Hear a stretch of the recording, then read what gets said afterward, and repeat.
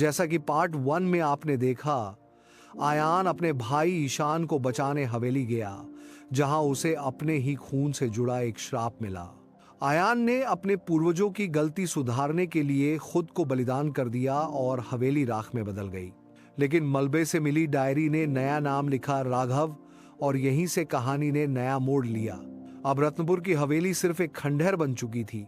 गांव वालों ने चैन की सांस ली थी, पर कोई नहीं जानता था कि उसी मलबे में एक और रहस्य अब भी सांसें ले रहा था। वहीं से कुछ दूर एक नया चेहरा गांव में दाखिल हुआ, एक युवक जिसका नाम था राघव। शांत, गंभीर और अजीब तरह से परिचित। वो लोगों से पूछता रहा, क्या यहां कभी कोई हवेली थी? गांव वाले उसे घूरते और कहते, नहीं, यहां कुछ नहीं था, तुम शायद गलत जगह आ गए हो। राघव चौंका। यह कैसे हो सकता है? मुझे तो सपनों में सब दिखता रहा है, एक हवेली, एक डायरी और आयान। लेकिन उसी रात को वो अकेले उस जगह पर गया जहां कभी हवेली थी। वहां उसे अजीब सा सरदर्द महसूस हुआ। जमीन पर एक चमकती चीज दिखी, टूटा हुआ आईना। और जैसे ही उसने उसे छुआ, अचानक सब कुछ घूमने लगा और राघव जमीन पर गिर गया। जब राघव ने आंखें खोली, वो खुद को एक हवेली में खड़ा पाया, लेकिन ये खंडहर नहीं, बल्कि एक सजीव, चमकती हवेली थी। जैसे समय मुड़ चुका हो, जैसे शाप अब भी जिंदा हो। तभी नीचे से आवाज आई, आयान, नाश्ता तैयार है। राघव चौंका। आयान, मगर मैं तो। इतना कहकर उसने शीशे में खुद को देखा और दंग रह गया। उसमें खुद की झलक नहीं थी। वो चेहरा आयान जैसा था। उसे भ्रम होने लगा, ये मेरे साथ क्या हो रहा है? घर में सब उसे आयान कह रहे थे। माता पिता, जिन्हें उसने सिर्फ डायरी में देखा था, अब उसके सामने थे, पर उनकी आंखें खाली थीं, जैसे वो जिंदा होते हुए भी कहीं और हों। रात को खाने की मेज पर उसकी मां ने कहा, कल हवेली में पूजा है, पुराने शाप को खत्म करने के लिए।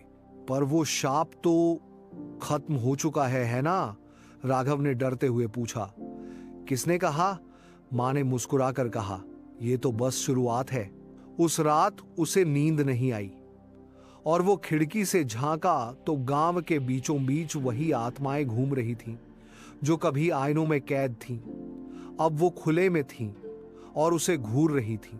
उसने डायरी ढूंढी, पर उसे डायरी नहीं मिली।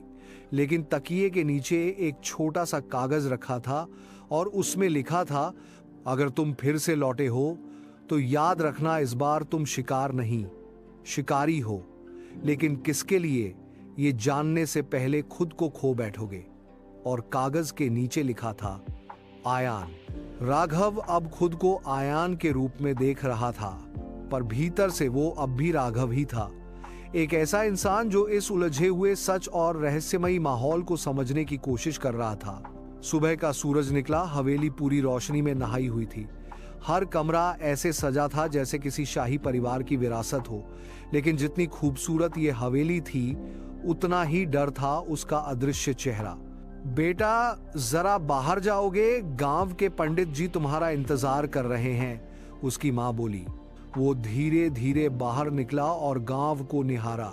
गांव वैसा ही था, लेकिन हर चेहरा कुछ जाना पहचाना लगा, जैसे ये लोग उसके जहन में कहीं रह चुके हों।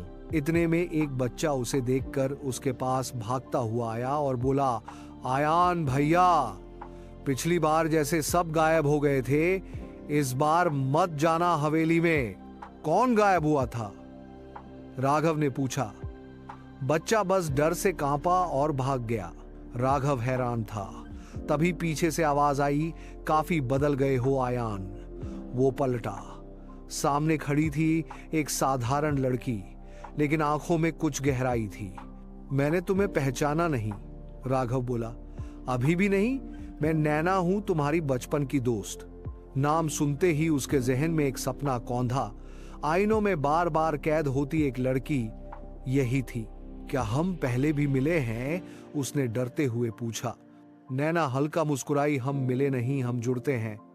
हर बार जब कोई इस हवेली के चक्र में फंसता है, और हर बार तुम मुझे पहचान नहीं पाते। राघव का मन कांप गया। क्या तुम जानती हो कि ये सब हो क्या रहा है? नैना उसकी आंखों में झांकती हुई बोली, तुम्हारा नाम राघव है ना? राघव सिहर उठा। मैं, हाँ, पर तुम्हें कैसे पता? क्योंकि मैं भी इस चक्र से बंधी हूं, पर इस बार फर्क है। इस बार तुम खेल का हिस्सा नहीं, खेल का केंद्र हो। उसी वक्त हवेली से घंटियों की आवाज आने लगी। लोग पूजा के लिए इकट्ठा हो रहे थे। आज पूजा है ना? राघव ने पूछा। नैना ने उसकी तरफ देखा और कहा, पूजा तो है, पर सवाल ये नहीं कि तुम क्या करोगे। सवाल ये है, इस बार बलि किसकी होगी, खुद की या किसी और की? ये सुनते ही राघव सन्न रह गया। नैना पलटी और अंधेरे में गुम हो गई। वो घबराकर हवेली लौटा। कमरे में अब एक आईना रखा था और उस आईने पर खून से लिखा था, याद रखो, जो दिखता है वो सच नहीं, और जो सच है वो अब दिखेगा नहीं। राघव घबराया हुआ कमरे में टकटकी लगाए उस आईने को देख रहा था, जिसमें लिखा था, जो दिखता है वो सच नहीं, और जो सच है वो अब दिखेगा नहीं। उसने हाथ बढ़ाकर आईने को छूने की कोशिश की, पर सतह में लहर सी दौड़ गई, जैसे किसी गहरे पानी को छू दिया हो। एक पल को उसे अपना चेहरा दिखा, और अगले ही पल जो चेहरा सामने था वो उसका नहीं था। वो चेहरा उसका हमशक्ल था, पर आंखें बदल चुकी थीं। उनमें गुस्सा, नफरत और एक अजीब सी तसल्ली थी, जैसे वो सब कुछ पहले से जानता हो। तुम कौन हो? राघव ने फुसफुसाया। आईने वाला चेहरा मुस्कुराया। सवाल ये नहीं कि मैं कौन हूं, सवाल ये है कि तुम खुद कौन हो। मैं राघव हूं, उसने कहा, मगर आवाज में खुद उसे भरोसा नहीं था। छवि बोली, नहीं, तुम वो हो जिसे इस खेल में खींच लाया गया है, और मैं वो जिसने ये सिलसिला शुरू किया, आयान। राघव की सांस अटक गई। झूठ, ये नहीं हो सकता। तो यादों में झांक कर देखो, आवाज आई, और तभी आईना चमक उठा।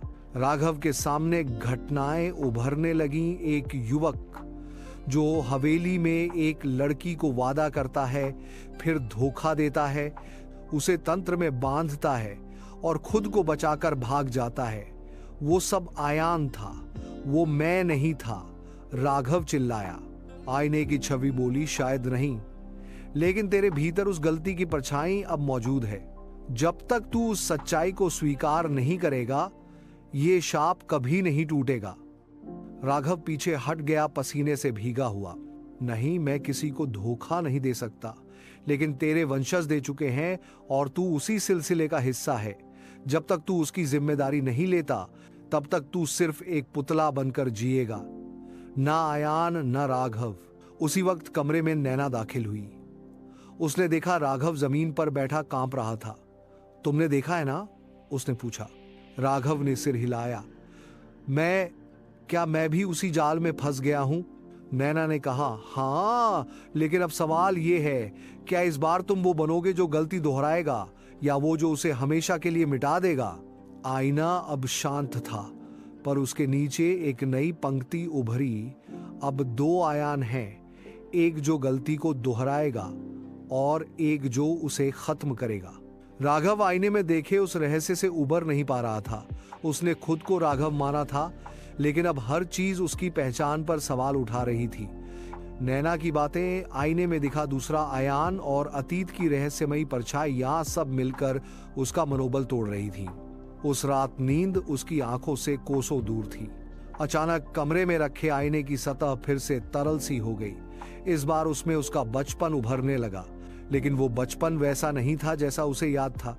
माँ बाप की शक्लें अलग थीं, रिश्ते अजीब से थे। हर दृश्य में कुछ असामान्य था, जैसे ये सब किसी और की यादें थीं, पर असर उसी पर हो रहा था।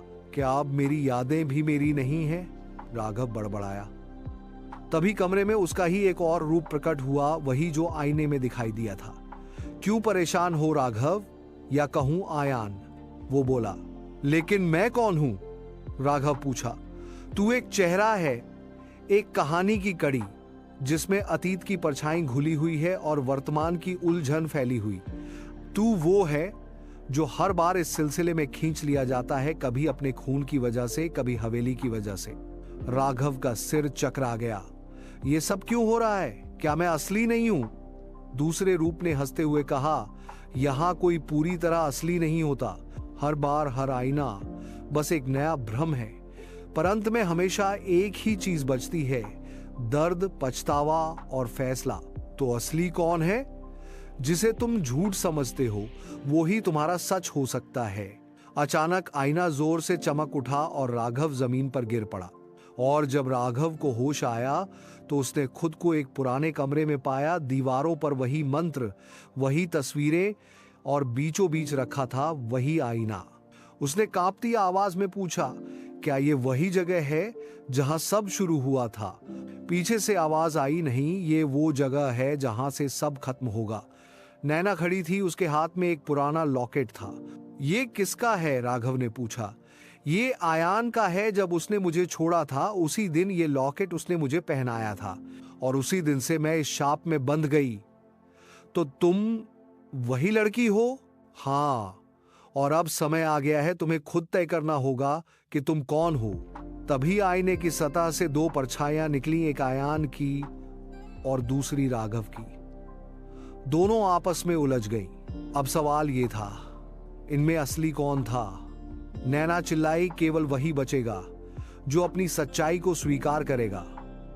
राघव ने आंखें बंद की और कहा, अगर मेरी पहचान दर्द है तो मैं वही हूं। और राघव के इतना कहते ही आईना चकनाचूर हो गया। आईना टूटते ही कमरे में तेज हवा चलने लगी, जैसे किसी ने वक्त की दीवार को चीर दिया हो। राघव या शायद कोई ऐसा चेहरा जो दो कहानियों के बीच अटका था, जमीन पर कांपता हुआ गिरा पड़ा था। नैना धीरे धीरे उसकी ओर बढ़ रही थी। अब तुझे तय करना है, नैना बोली। क्या तू इस जाल से बाहर निकलना चाहता है या फिर हवेली की झूठी यादों के बीच खुद को खो देना चाहता है? राघव ने आंखें खोली। चारों ओर सब कुछ ठहर सा गया था। परछाइयां जम चुकी थीं। हवेली एक ठंडी तस्वीर जैसी लग रही थी। लौटने का रास्ता कहां है? राघव ने फुसफुसाया। नैना ने उसकी ओर एक शीशे का टुकड़ा बढ़ाया, वही टूटा हुआ आईना जो उसने मलबे में पाया था। ये शीशे का टुकड़ा, यही तो मुझे अंदर खींच लाया था, राघव बोला। और यही तुम्हें वापस भी ले जाएगा, नैना बोली। पर याद रखना, जो लौटेगा उसके अंदर कुछ बदल चुका होगा। राघव ने कांपते हुए उस टुकड़े को उठाया। उसी पल दृश्य फिर बदलने लगे। वो खुद को एक जंगल में खड़ा देखता है, अकेला, उलझा हुआ, और हवा में एक नाम गूंजता है, आयान, आयान, आयान। फिर वो देखता है एक और व्यक्ति को जो हूबहू उसी जैसा, लेकिन उसकी आंखों में शांति है, डर नहीं। तू कौन है? राघव ने पूछा। वो मुस्कुराया और बोला, मैं वो हूं जो तू होना चाहता है, एक ऐसा इंसान जो सच्चाई को पहचानता है और उससे भागता नहीं। तो मेरी असली पहचान क्या है?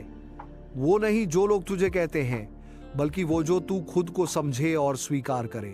राघव की आंखें भर आईं।